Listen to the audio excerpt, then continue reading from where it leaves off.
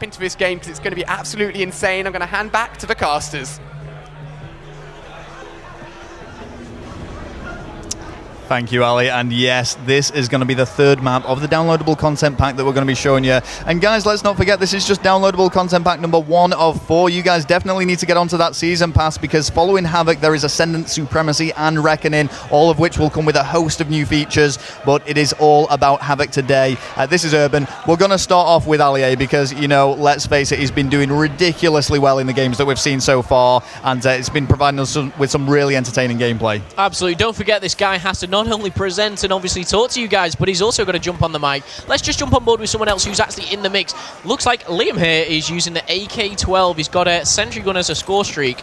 But yeah, this map, Urban, is very fast. It's very close range. There's a feature on it which basically is called lockdown. Now, this is where certain doors will open, certain doors will close. Now, you don't want to be trapped in the wrong place at the wrong time, Rel, at all, because you're going to have a long way around to go to get back to your teammates. Well, this is it. I mean, as a lot of Call of Duty players will know, one of the big features of the maps, one of the big keys to playing well, is actually being able to rotate successfully as a team. So with lockdown in effect and popping in and out, it just completely changes the dimensions of the level. You know, you're going to have to find different routes, different cut-off points. You've almost got to learn 2 maps in one. Yeah, absolutely. I mean, this is obviously, you know, the streets kind of going around, a lot of buildings, a lot of, you know, barriers you can hide behind. As you can see here by Ali, he's using the scenery to his advantage, you know, just chilling behind a few bins there. Well, this is it. I mean, we mentioned before how much close quarter combat's going to be involved on this particular map, and we're seeing it straight away. The cut-off points are so small. I mean, there's so many corners everywhere. Completely different to what we saw on Sideshow, which was a really open outdoor map.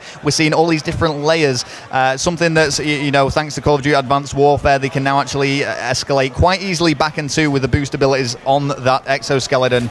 But as we say, I think this is really going to be a submachine gun or shotgun dominated map. Yeah, I mean, you can see here Oakley just using a silenced SMG. The great thing about this is none of his teammates can see him on the map. He's sneaking behind them all. That's a 2-kill streak for him. Unfortunately, he has got stunned here, but his team is in the lead, 39-13, doing work for his team here with the KF5. Yeah, well, this is it. So we'll stick on board with Oakley now and just see what damage you can actually do with this, with that KF5 custom auto. You know, Call of Duty Advanced Warfare, just to kind of go off on a little bit of a tangent from the downloadable content, it allows for so much customization, but it's exactly what you need for maps like this. I mean, you've got to really switch up your gameplay depending on the map and the game type that you're playing. And for a map like this, as we say, they want fast, they want effective gunfights, they want to be able to throw themselves into these really difficult situations and come out on top, and that's where, you know, these customizable guns are going to come into play. Yeah, I mean, as you can see there just on the screen, that was Luke Wallace, professional rugby player. I mean, he can do work on the field, but can he do work on the Xbox One? Call of Duty downloadable content. It looks like he's doing very, very well at the moment, but can he keep it up? I'm not sure if he can, Rel. Well, I've just switched over to Ali because he's bringing up this 5-score streak already, running a little bit low on ammo, so making sure he's got a secondary weapon just in case. And of course, it is going to be that devastating BAL 27. You know, as we said before, it's one of my personal favorite guns. Oh, and he's being very, very sneaky here. Scouter player is taking his time and making sure he picks up that kill and does just about get the assist on it. But this is the hard point. I mean, he's found this location now where he can actually protect his teammates whilst they're securing it.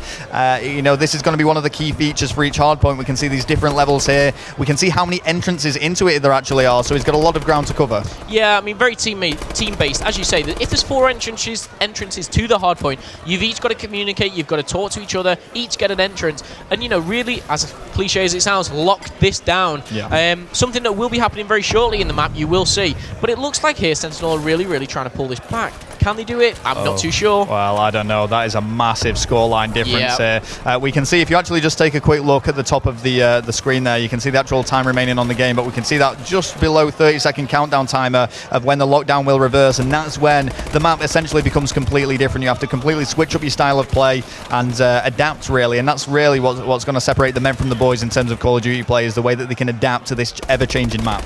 Yeah, I mean, some maps suit certain players, some maps suit others. Obviously, some are really long range, short range. This does have kind of everything in it, and that's what I love about it.